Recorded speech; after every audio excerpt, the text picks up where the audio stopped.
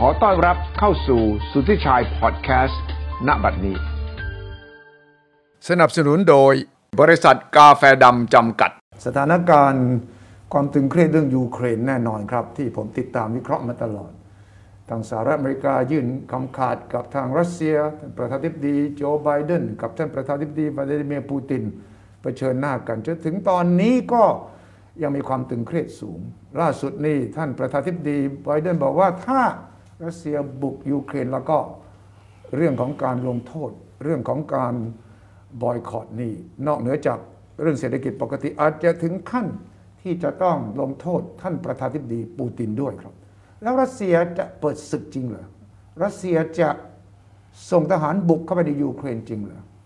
คนที่จะตอบคำถามนั้นที่ดีที่สุดคนหนึ่งในประเทศไทยขณะนี้ต้องเป็นท่านเอกอัครราชทูตรัสเซียประจำประเทศไทยครับท่านอีฟกินีโทมิคินครับและผมต้องมาถามท่านทูตถึงที่สถานทูตเลยครับว่าจริงเหรอรัสเซียต้องการที่จะบุกยูเครนขนาดนั้นเลยเหรอและท่านประธานาธิบดีปูตินกำลังคิดอะไรอยู่เนี่ยครับ So good morning Ambassador Good morning Thank you for giving the time coming to visit you at the embassy Thank you very much for your interest because I consider that it's very important to hear information from the Russian side about different issues concerning Ukraine crisis, not only from the Western media. Unfortunately, we see that most of publications here and materials and comments in Thailand, unfortunately, mostly based on the Western media's information. ท่านทูตประธานบิเกนบอกว่าขอบคุณที่ผมสนใจที่จะมาถามถึงแง่มุมที่มองจากรัสเซียด้วยเพราะว่าท่านทูตบอกว่าน่าเสียดายที่ข้อมูลส่วนใหญ่ที่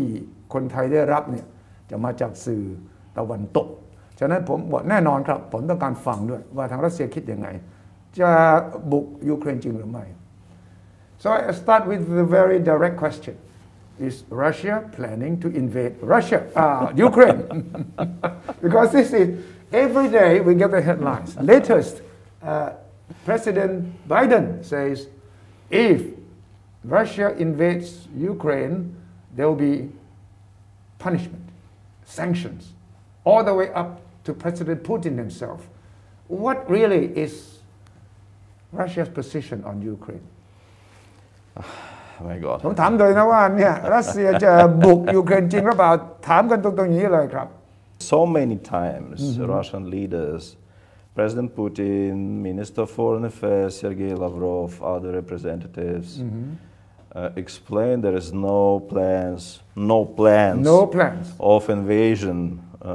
of Russia to Ukraine. It's this idea is how to say.It's a part of information campaign or hysteria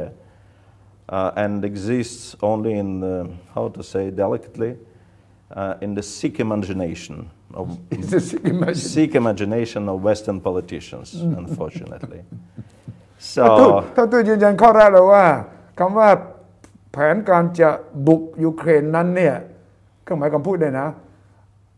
มันเป็นจินตนาการเฉพาะของผู้นำทางด้านตะวันตกเท่านั้น Yeah, just a sick imagination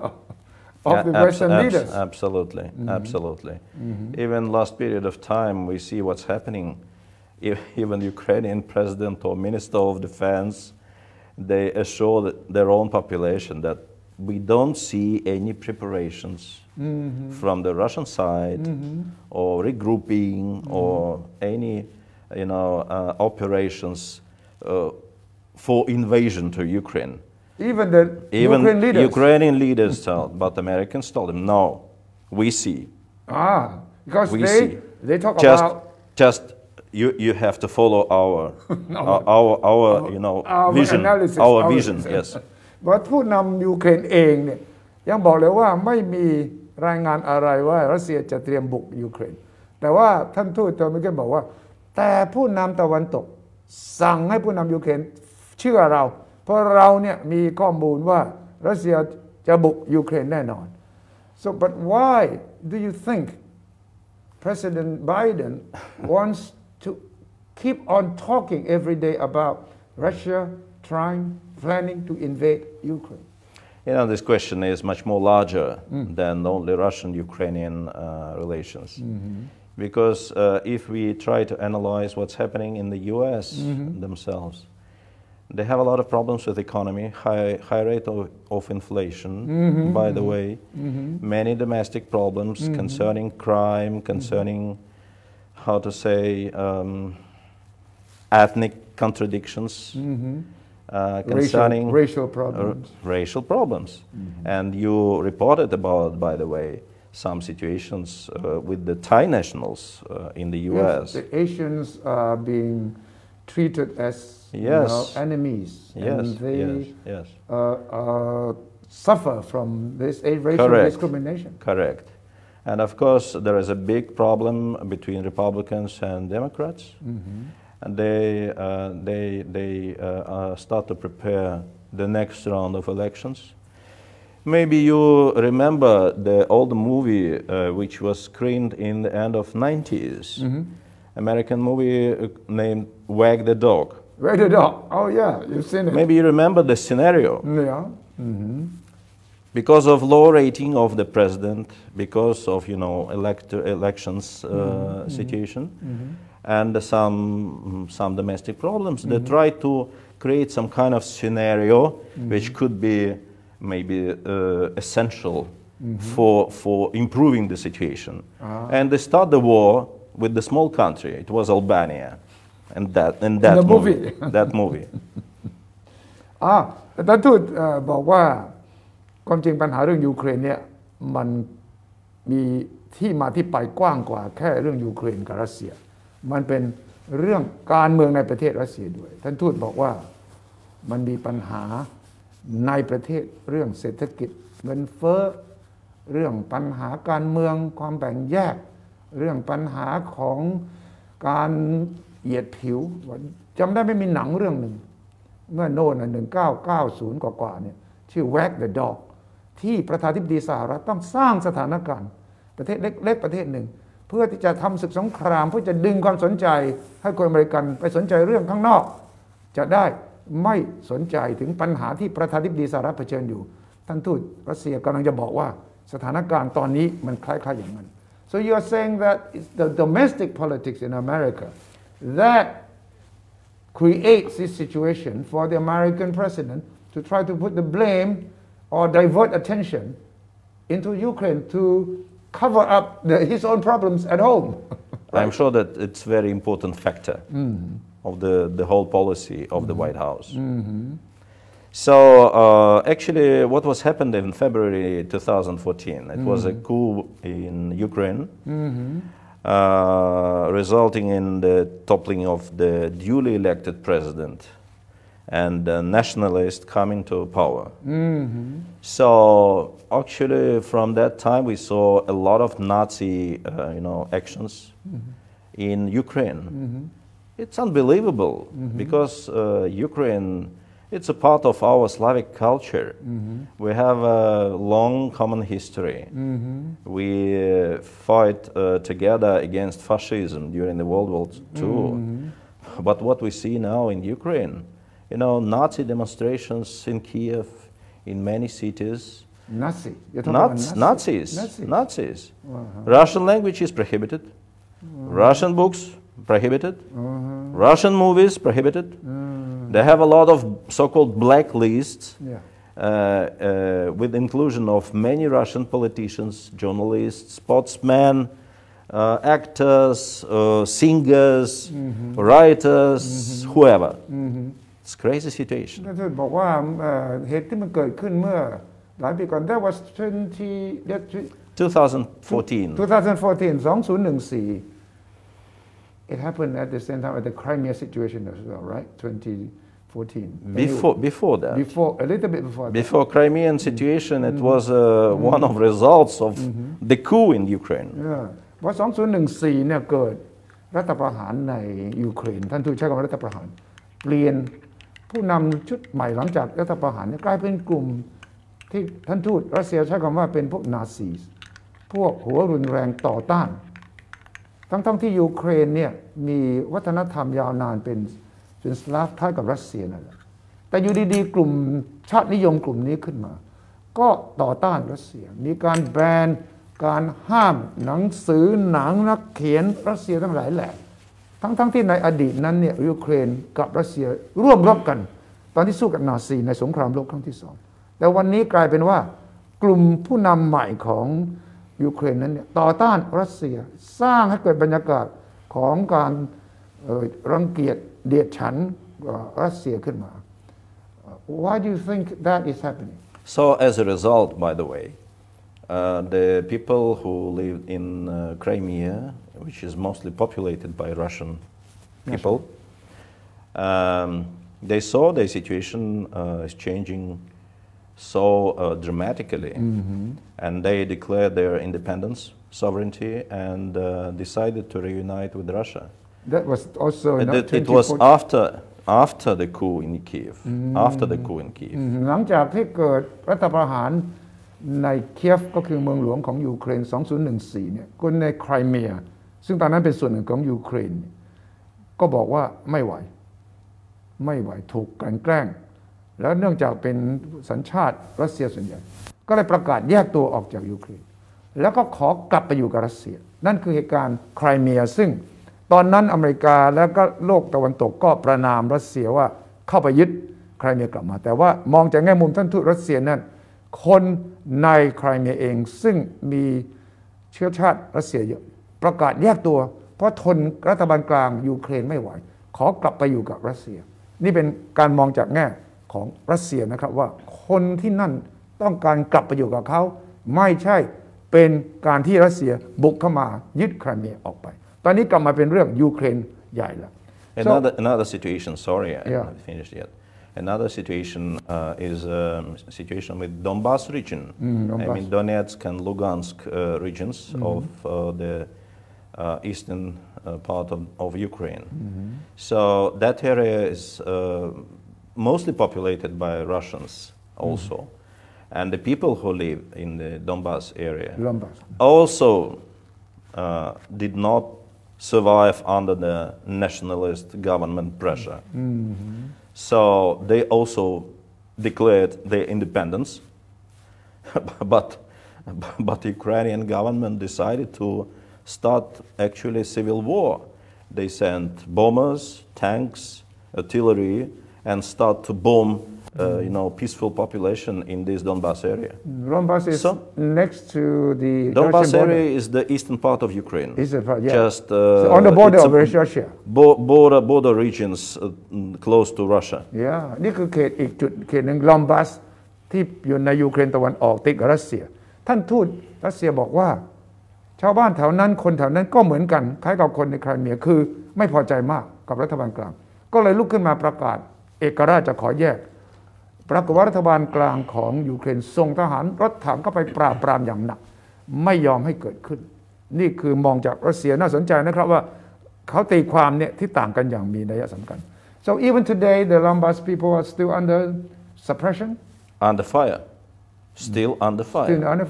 ยังถูกปราบปรามอยู่นะกลุ่มลอมบัสถ้าดูในแผนที่จะเห็นตรงนี้ติดกันกับรัสเซียเลยครับ so it was a so-called Minsk agreement.Which was signed by, four countries. Minsk agreement, yeah, I know that. Four countries, France, Germany, Ukraine, and Russia. Yeah. And also two participants from Donbas area, from Donetsk and Lugansk. Actually, this agreement was concluded between Ukrainian government and Donbas region, not between Ukraine and Russia.No. Russia is not a side of this agreement. No. Russia, as well as Germany and France, are so-called guarantors of conducting of this Minsk agreement. So the Minsk agreement 2018, yeah.มินส์ก็ตกลงมินส์เนี่ยก็มีการพยายามที่จะตกลงระหว่างรัฐบาลกลางยูเครนกับลอมบัสเนี่ยเขตนี้โดยที่มีคล้ายๆกับประเทศที่เข้ามาให้ความมั่นใจว่าจะทำตามข้อตกลงรัสเซียเยอรมันฝรั่งเศสแต่จริงๆแล้วเนี่ยท่านทูตรัสเซียบอกว่าเป็นข้อตกลงระหว่างรัฐบาลยูเครนกับเขตลอมบัสนี่เองแหละ but the Minsk agreement did not last, or is it still there? Who is Minsk agreement is still existing. still existing? But Ukrainian politicians, including President Zelensky, told many times that they don't want to fulfill these agreements. What is the reason? Because they consider that Minsk agreements, how to say, brought a lot of problems to the Ukrainian sovereignty and territorial integrity. But there is a signature of other parties, of the former President Poroshenko and the present-day President Zelensky. Zelensky also. ประธานาธิบดีเซเลนสกี้คนปัจจุบันเนี่ยบอกว่าเฮ้ยก็ตกลงมินส์เนี่ยไม่ไหวเพราะว่ามันมาล่วงล้ำอธิปไตยของยูเครนเพราะคล้ายๆกับว่ายอมรับว่าเขตลอนบาสเนี่ยแยกตัวออกมาได้ฉะนั้นรัฐบาลกลางยูเครนวันนี้ตามการตีความของท่านทูตรัสเซียบอกว่าเขาไม่ยอมทำตามกฎนี้เพราะว่ามันละเมิดอธิปไตยของเขา so the agreement is not holding it is being broken. We have a lot of mechanisms under the Minsk agreements, and there is a working joint commission, working groups with the participation of Ukrainian government representatives and Donbass area representatives, with experts from Russia, Germany, and France. And by the way, yesterday it was a meeting which was organized in Paris with the participation of the so-called high-ranking representatives from all parties. In Paris. So in Paris, yes, we don't know any results yet. Because yesterday the meeting was quite long of time, maybe 7 or 8 hours. Under the present atmosphere, must be quite tense. Yes. ท่านทูตบอกว่ามันมีกลไกภายใต้ข้อตกลงมินส์เนี่ยที่จะแก้ปัญหาคณะกรรมการบ้างชุดต่างๆและ2 วันก่อนก็ประชุมกันที่ปารีสตัวแทนเนี่ยของ5 ฝ่าย 5 ประเทศเนี่ยไปคุยกันแต่ค่อนข้างจะตึงเครียดแน่นอน But how did the Americans come into this? Minsk. That's a very good question. Germans, French colleagues, even Americans never told about inappropriateness of Minsk agreement. So we permanently try to convince our Western colleagues to do more job with the Ukrainians, to fulfill all obligations in accordance of Minsk agreement. Even State Secretary Blinken, when he met with Minister Lavrov in Geneva just 2 days ago, he reaffirmed that Minsk agreement should be fulfilled. It's still valid. The American side still think, okay, yes, we will go by the Minsk agreement. Nobody told about any alternatives concerning complex of measures of managing this domestic crisis in Donbass area. There is only one way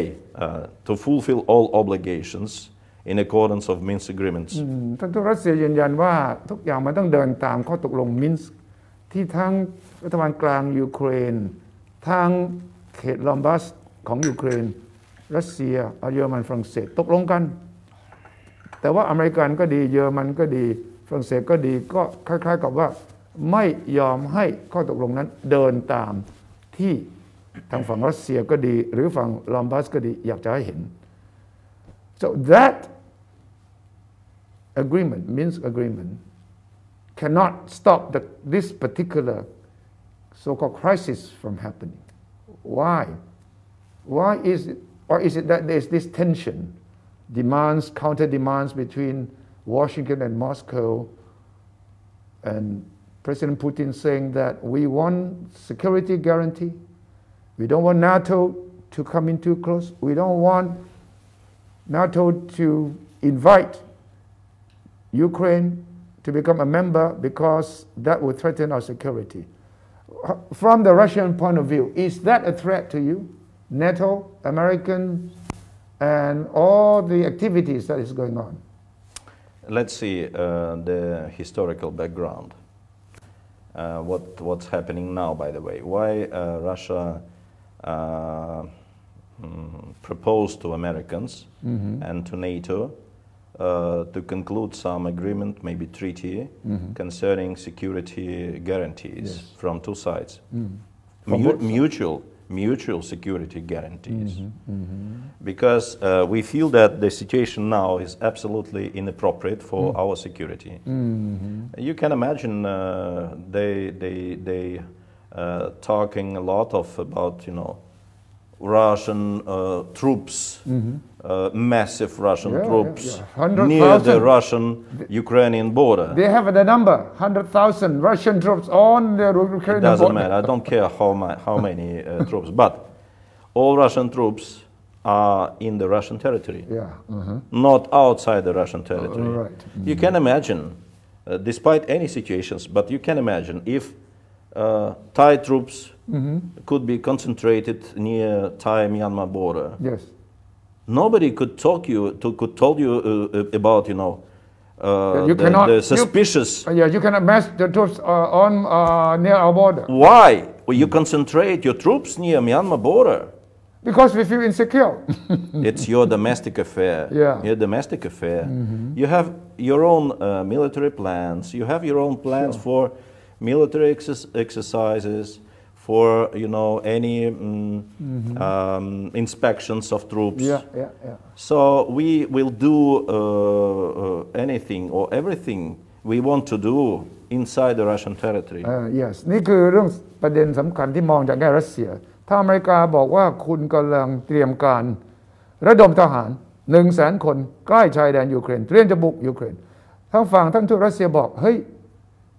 ทหารทั้งหมดของรัสเซียอยู่ในเขตของรัสเซียความเคลื่อนไหวของทหารรัสเซียเป็นสิทธิอันชอบธรรมของรัฐบาลรัสเซียที่จะเคลื่อนไหวไม่ได้เข้าไปอยู่ในประเทศอื่นยกตัวอย่างว่าท่านทูตรัสเซียบอกว่าทหารไทยสมมติว่าอยู่ใกล้กับชายแดนพม่าก็เป็นสิทธิของรัฐบาลไทยที่จะจัดวางกำลังทหารเนี่ยแล้วแต่การประเมินสถานการณ์ตราบเท่าที่ไม่ได้ข้ามไปประเทศอื่นฉะนั้นสถานการณ์ตอนนี้เนี่ยท่านทูตบอกว่าจะเป็นตัวเลขผมบอกตัวเลขที่ฝั่งตะวันตกบอก100,000 คนนะทหารรัสเซียอยู่ตรงชายแดนบอกเท่าไหร่ก็ตามแต่ทหารรัสเซียทั้งหมดยังอยู่ในชายแดนฝั่งของรัสเซีย But the American side sorry but the question is what American troops do in the Eastern Europe thousands of miles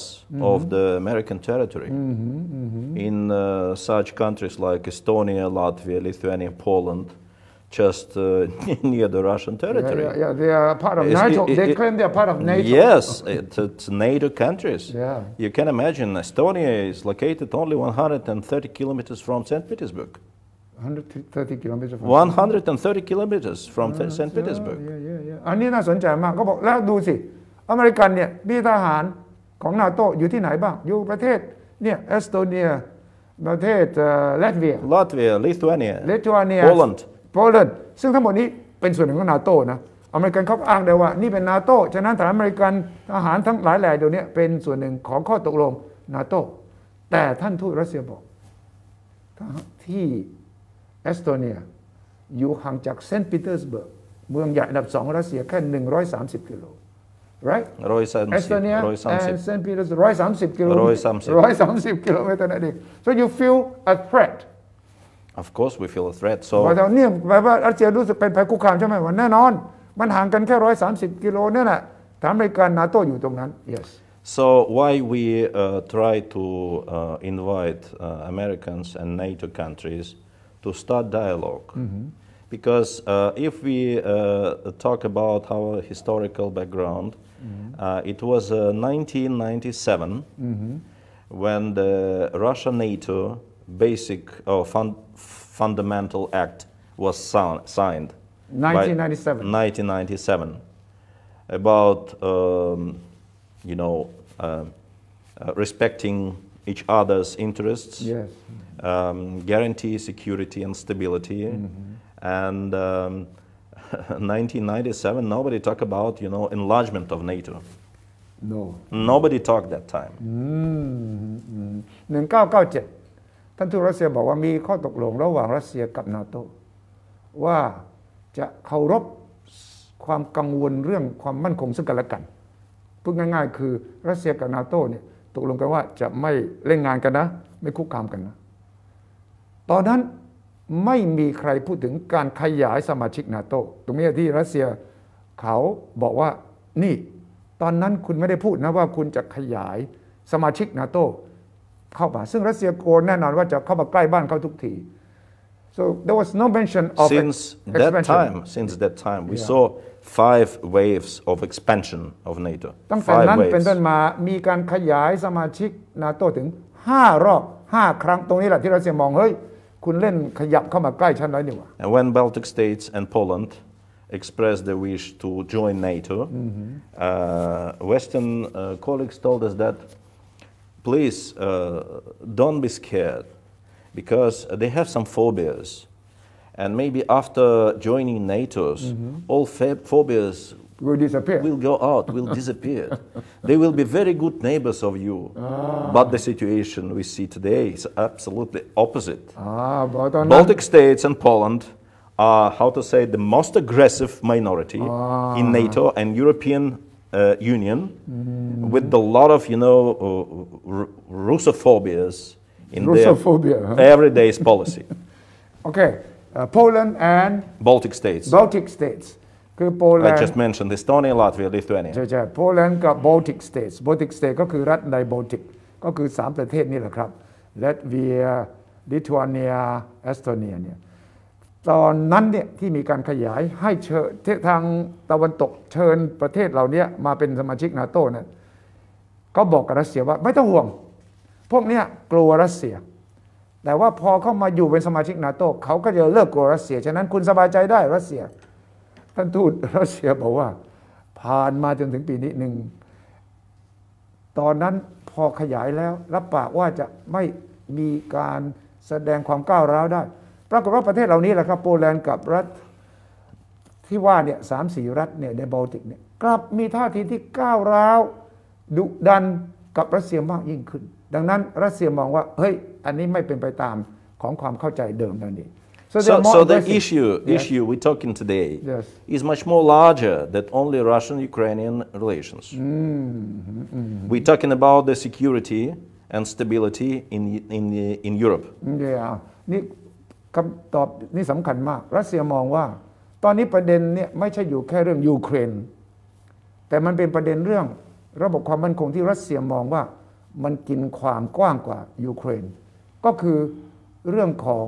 นาโต้เข้ามามีสมาชิกเพิ่มที่เอ่ยถึงนั่นแหละครับโปแลนด์แล้วก็รัฐในบอลติกซึ่งรัสเซียมองว่าเพิ่มภัยคุกคามต่อความมั่นคงของรัสเซียตรงนี้ถ้าเราเข้าใจมุมมองจากรัสเซียเราก็จะมองสถานการณ์เรื่องนี้ได้ครบทุกมิติมากขึ้น so President Putin says I have a list of demands in the negotiations. Yes. What are the demands?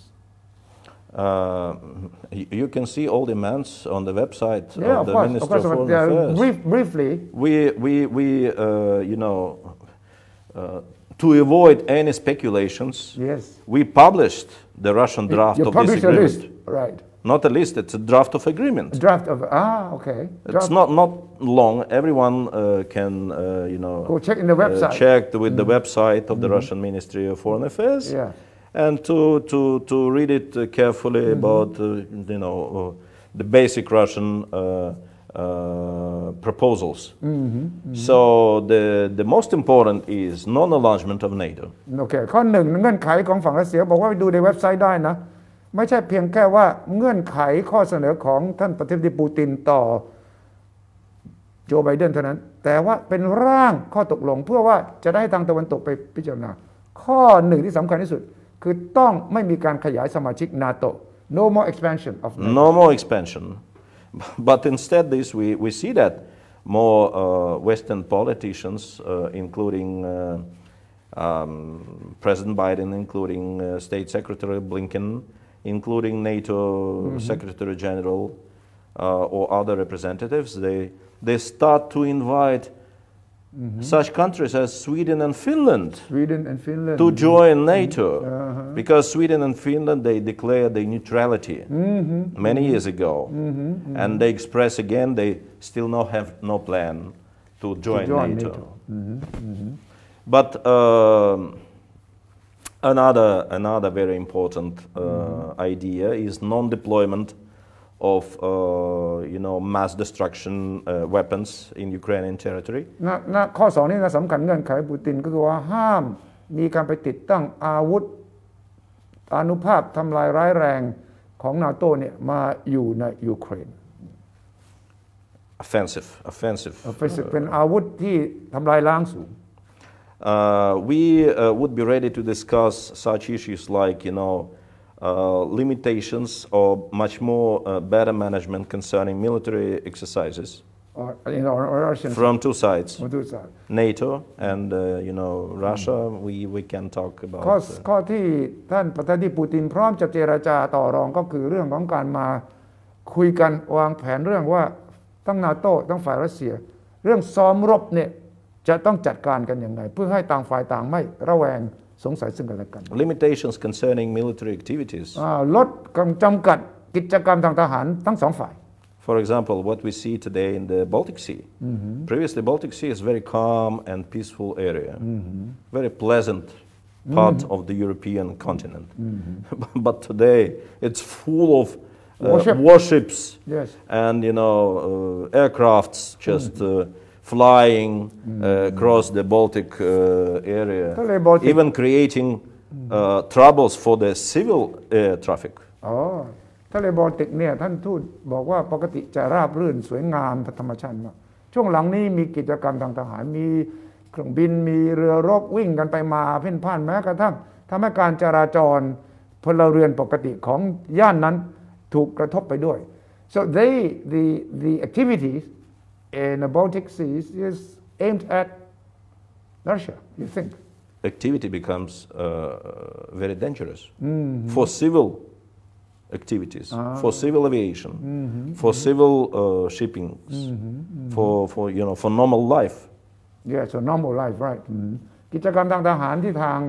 นาโต้ทำในทะเลบอลติกเนี่ยท่านทูตรัสเซียบอกว่ามันกระทบมันทำให้การกิจกรรมปกติทางด้านพลเรือนทางด้านอากาศจราจรทางอากาศนี่ยุ่งไปหมดเลยครับ But the basic question from the Russian side is what purposes NATO still exists for today คำถามใหญ่มากใหญ่ที่สุดก็ว่าได้ที่รัสเซียถามก็คือว่ายังมีเหตุผลอะไรที่ยังต้องมีเนโตอยู่เนโตนี้ก็คือองค์กรสนธิสัญญาแอตแลนติกเหนือตั้งขึ้นมาเพื่อจริงๆแล้วเนี่ยซึ่งสงครามเย็นสกัดสหภาพโซเวียตขนาดนั้นวันนี้รัสเซียท่านทูตรัสเซียถามเป้าหมายของการคงอยู่ไว้ซึ่งนาโตคืออะไรany rationale any reason why NATO should still exist right if we just recall the historical background NATO was established in 1949 and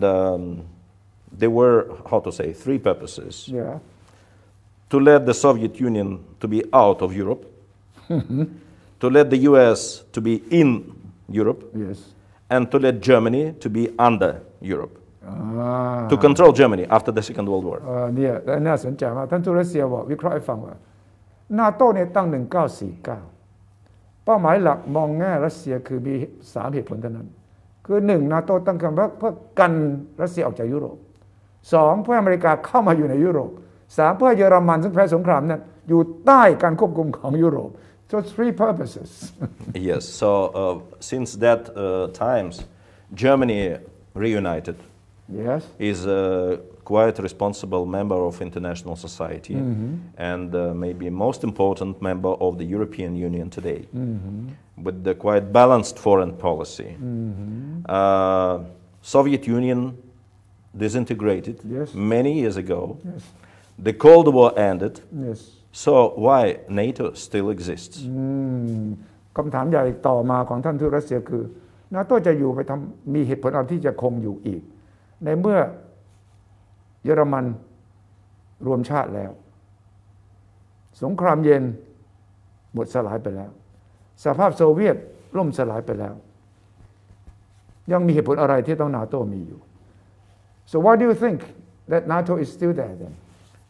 That's the main question. So we see clearly that NATO exists for how to say for opposition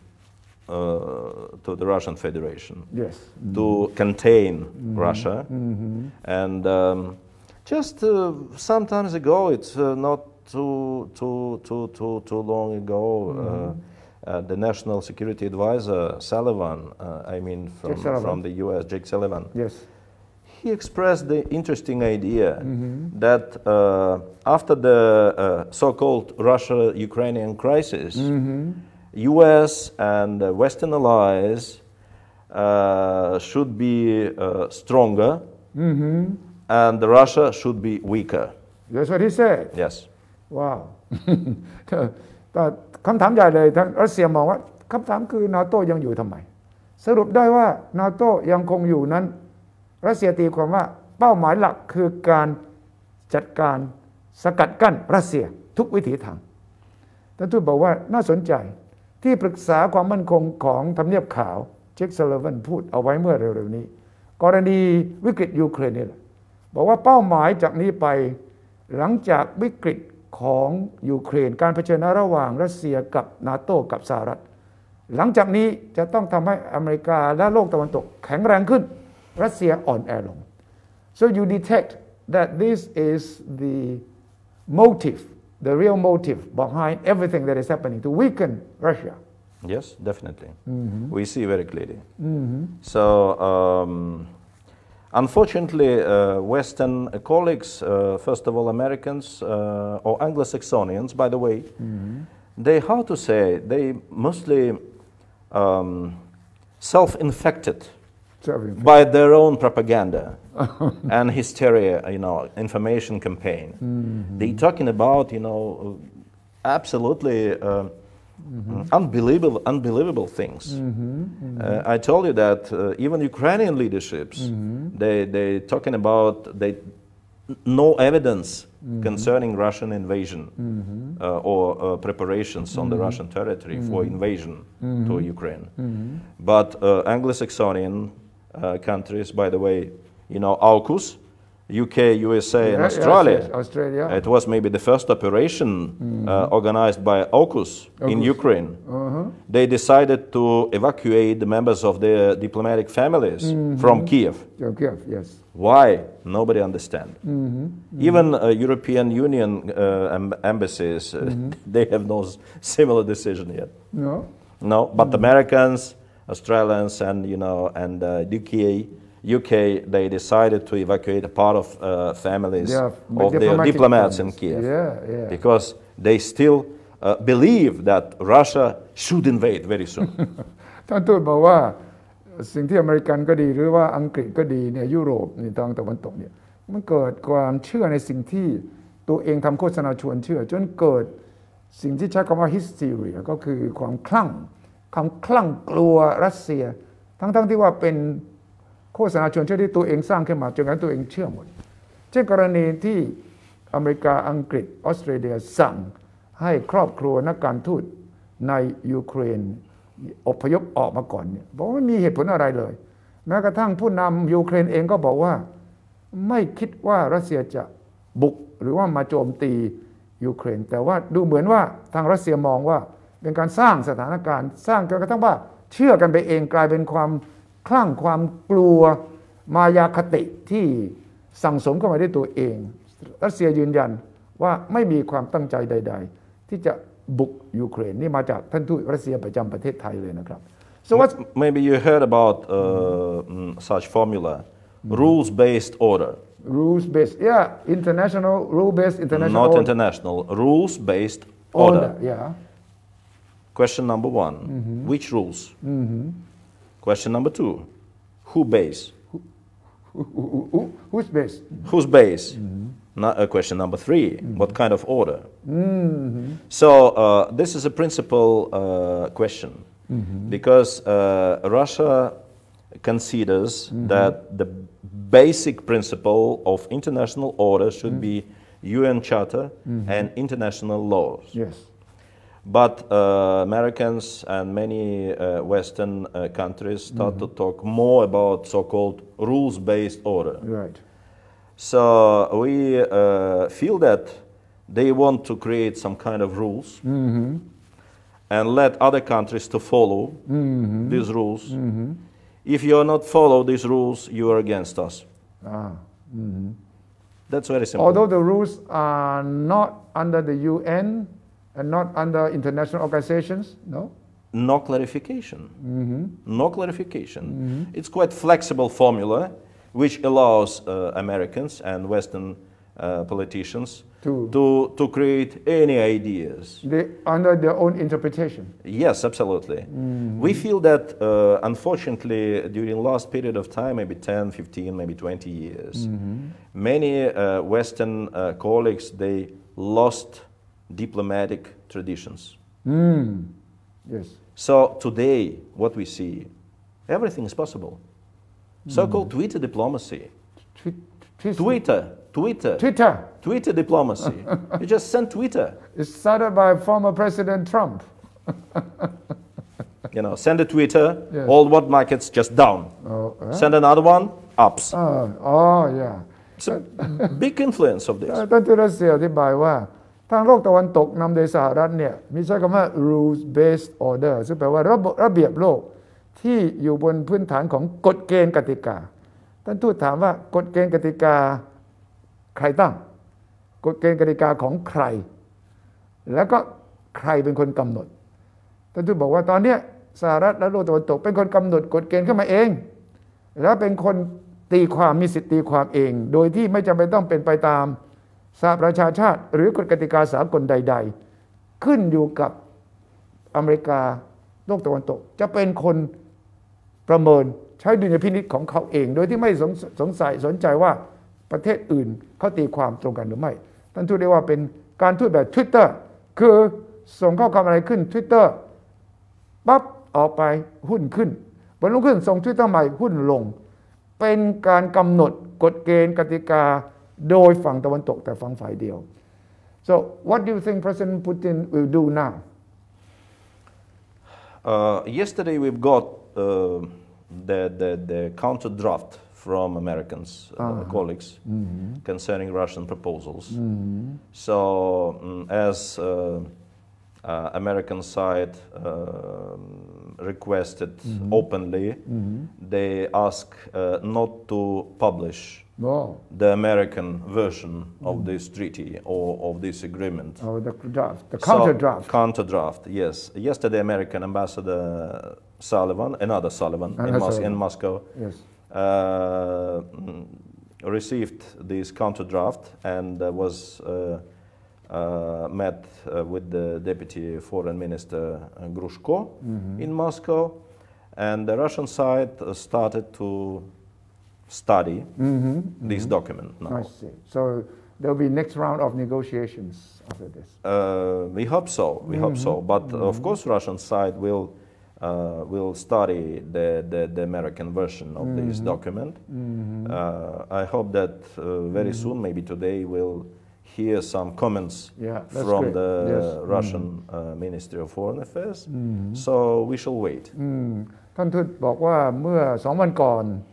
ทางอเมริกันก็ได้ตอบกลับมาพร้อมกับข้อวิพากษ์วิจารณ์ตอบสิ่งที่เป็นร่างที่ฝ่ายรัสเซียส่งไปให้เพื่อหาทางตกลงกันโดยที่ทางอเมริกันบอกว่าอย่าเปิดเผยเนื้อหาที่ทางอเมริกันเสนอกลับมาให้คุยกันก่อนท่านทูตบอกว่าขณะนี้ทางฝั่งรัสเซียก็ศึกษาอยู่ว่าที่ฝั่งอเมริกันเสนอกลับมานั้นเป็นอย่างไร What we afraid today we afraid of even many small provocation could happen on that sensitive area in Ukraine. Yes. So even just small provocation, especially we have to take into account the upcoming Olympic Games in China very soon. Why? Beijing? Yes. Why? maybe you remember what was happened in 2008 when the Summer Olympic Games opened in Beijing. Yes. Exactly in the same day, it was an invasion of Georgian troops to the southern Ossetia, and many Russian peacekeepers were killed. Exactly on the day Georgia, exactly on the day of opening of the Olympic Games in China. Wow. Today we see what kind of position of Western countries towards Olympic Games in China. There is so-called diplomatic boycott. Yes. Despite they were not invited by Chinese host, but they don't want to go. นี่น่าสนใจมากท่านทูตรัสเซียบอกว่าจับตาดูให้ดีนะเหตุการณ์เล็กๆอะไรมันอาจเกิดขึ้นที่มันจะยั่วยุให้เกิดเรื่องใหญ่ก็ได้นะตรงประเด็นเรื่องยูเครนตอนเนี้ยแล้วท่านทูตก็ยกตัวอย่างซึ่งนี่เพิ่งได้ยินครั้งแรกปักกิ่งเนี่ยจัดโอลิมปิกฤดูหนาวระวังอาจจะมีเหตุการณ์แล้วทำไมผมถามว่าทำไมท่านสงสัยมันเกี่ยวอะไรกันโอ้ตอนปักกิ่งเป็นเจ้าภาพโอลิมปิกฤดูร้อนจำได้ไหมวันเดียวกันกับที่เปิดงานเลยเป็นวันที่เกิดเหตุที่จอร์เจียit attacked Yes. the neighbor. And the European Commission confirmed that action was started by Georgia, not by Russia. บอกว่าจอร์เจียบุกเข้ามาในเขตรัสเซียแล้วก็รัสเซียนั้นมีทหารเสียชีวิตหลายคนโดยมีการยืนยันตอนหลังนะครับว่าจอร์เจียเป็นฝ่ายรุกวันเดียวกันเลยกับที่เปิดงานของโอลิมปิกฤดูร้อนที่ปักกิ่งฉะนั้นท่านทูตรัสเซียประจำกรุงเทพกำลังกังวลว่าพอเปิดงานโอลิมปิกฤดูหนาวที่ปักกิ่งเนี่ยมันจะมีเรื่องอะไรเกิดขึ้นไหมเพราะว่าประเทศตะวันตกหลายประเทศบอกว่าบอยคอตคว่ำบาตรทางการทูตไม่ไปร่วมทั้งที่ท่านทูตบอกว่าจีนเขาก็ไม่ได้เชิญแต่ว่าทางตะวันตกเองหาเรื่องที่จะสร้างเป็นปัญหาขึ้นมา Why I would like to refresh that situation more than 14 years ago. 14 years, yeah. Because today many Western politicians they lying about the real situation 14 years ago. Today many Western politicians they talking about the Russian invasion to Georgia. Yeah. But European Commission which and studied the all consequences of that conflict. They confirmed that Georgia attacks, not Russia attack. ท่านทูตบอกว่าต้องระวังเพราะเหตุการณ์โอลิมปิกฤดูร้อนที่ปักกิ่งคราวที่แล้ว14 ปีแล้วเนี่ยและทางรัสเซียยืนยันว่าฝ่ายจอร์เจียรุกเข้ามาในเขตของรัสเซียแต่ว่าท่านทูตบอกว่า EUคือสหภาพยุโรปมีการตั้งกรรมการสอบสวนเรื่องนี้แล้วก็สรุปว่าฝ่ายจอร์เจียเป็นคนบุกเข้าไปในรัสเซียมากกว่าดังนั้นท่านทูตบอกว่าระวังนักการทูตของตะวันตกจะโกหกเรื่องนี้อีกนี่เป็นเรื่องใหญ่เลย So in such a situation it could be quite attractive idea to create more troubles at the same time for Russia, for China, for anyone. You can imagine it was also declared that Russian President Putin will attend the opening ceremony of Winter Games in Beijing. Wow. He is going to visit China in a few days, and of course to create problems during the opening of the Olympic Games or during the Olympic Games in China, in the Russian-Ukrainian border, it could be attractive for many Western politicians. ท่านทูตรัสเซียประจำประเทศไทยเตือนว่าช่วงงานเปิดโอลิมปิกฤดูหนาวที่ปักกิ่งหรือในช่วงแข่งขันเนี่ยทางฝ่ายตะวันตกอาจจะสร้างเรื่องขึ้นมาไม่ว่าจะเกิดเรื่องที่ไหนในโลกนี้แต่ว่าจะอาศัยช่วงนี้ก่อเหตุซึ่งจะกระทบถึงทั้งรัสเซียและจีนเพราะว่าท่านประธานาธิบดีปูตินก็เตรียมจะไปงานเปิดโอลิมปิกฤดูหนาวที่ปักกิ่งและจะไปเยือนจีนเนี่ยฉะนั้นท่านทูตรัสเซียกำลังกลัวว่ามันจะมีใครไหม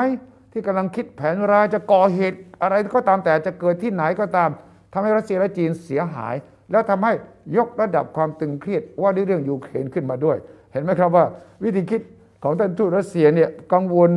อะไรย้อนกลับไปประวัติศาสตร์และมองว่ามันมีช่องโหว่อะไรไหมที่จะทำให้เกิดประเด็นปัญหาขึ้นมาได้ so in summary what is Russia's position now on the Ukraine situation The Russian position is very clear. We repeat it many times. First, we convince all relevant parties to fulfill all obligations concerning Minsk agreements. โอเคข้อที่หนึ่งผมถามว่าจุดยืนท้ายที่สุดสรุปจุดยืนของรัสเซียคืออะไรในเรื่องยูเครนท่านทูตบอกชัดเจนมากข้อที่หนึ่งคือรัสเซียขอให้ทุกฝ่ายที่เกี่ยวข้องทำตามข้อตกลงมินสก์ที่มี5ฝ่ายก็คือมีรัฐบาลกลางยูเครนเขตลอมบัสที่เป็นปัญหาเรื่องแยกตัวในยูเครนรัสเซียฝรั่งเศสและเยอรมันที่มาเกี่ยวข้องกับเรื่องนี้ขอให้ทุกฝ่ายทำตามนี้ yes. Ukrainian crisis is a part of the whole European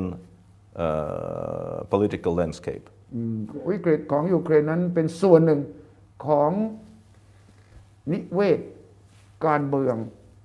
ของยุโรปทั้งหมดนะอย่าดูเฉพาะยูเครนนะให้ดูภาพรวมของยุโรปทั้งหมด By the way, let's recall the bombing of former Yugoslavia in 1999 by NATO troops, by NATO jets. It was normal in the heart of Europe. Peaceful country was bombed by NATO. What was happened in Iraq or Libya or Syria?or Afghanistan, by the way. So we don't want to see any crisis in the European continent. ท่านทูตเว้นย้อนกลับไปดูการถล่มโดยนาโต้ where Iraq, Syria, Libya, Afghanistan, and in Europe, Yugoslavia. บอกว่าตอนเนี้ยถ้ามองย้อนกลับไปในประวัติศาสตร์มีการถล่มประเทศต่างๆเหล่านี้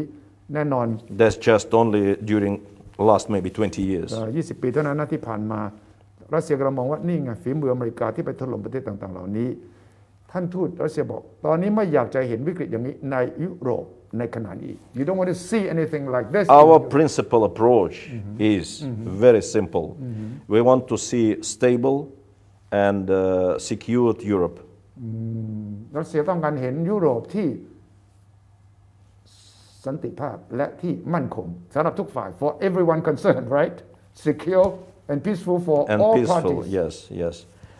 I just wonder why you don't ask me about sanctions against Russia. Yeah, of course. the threat to impose sanctions on Russia and all the way up to the president, Putin. Yes. You know what? It's quite interesting. Sanctions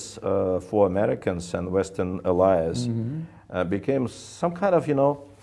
a very ordinary instrument of not only political pressure but also economic pressure. Yes. So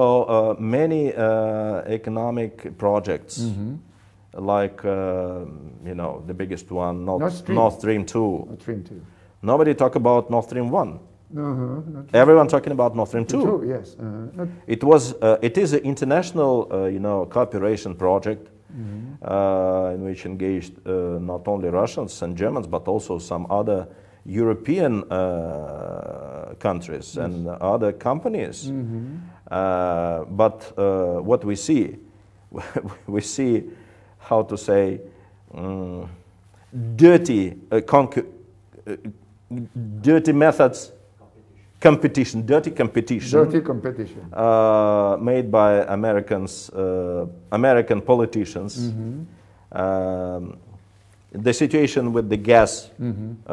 market in Europe. Yes. Sanctions became ordinary instrument of pressure to who doesn't want to follow instructions from the US and from Western allies. That's very simple. ก็บอกว่าท่านทูตถามว่าทำไมไม่ถามเรื่องที่ทางอเมริกาขู่ว่าจะแซงชั่นจะคว่ำบาตรเศรษฐกิจล่ะนั่นเป็นอาวุธเป็นเครื่องมือทุกครั้งที่จะกดดันก็จะใช้วิธีการแซงชั่นหรือว่าคว่ำบาตร You don't think it has any effect on Russia? You are not afraid of sanctions? No, of course, any sanctions affected, Russian economy. But we survive. Yeah. Because Russia is a big country with a lot of resources, with quite a strong economy, which is becoming stronger under the pressure, by the way. And there will be no brilliant future for Americans, plans to press Russia more in the future. But we have a lot of friends in the world. When Western colleagues talk about civilized international society against Russia, that's not true, because we have a lot of friends in Asia, Latin America. Yes. Even Europe today is not united. It's not that united. What we see now, Germans don't want to provide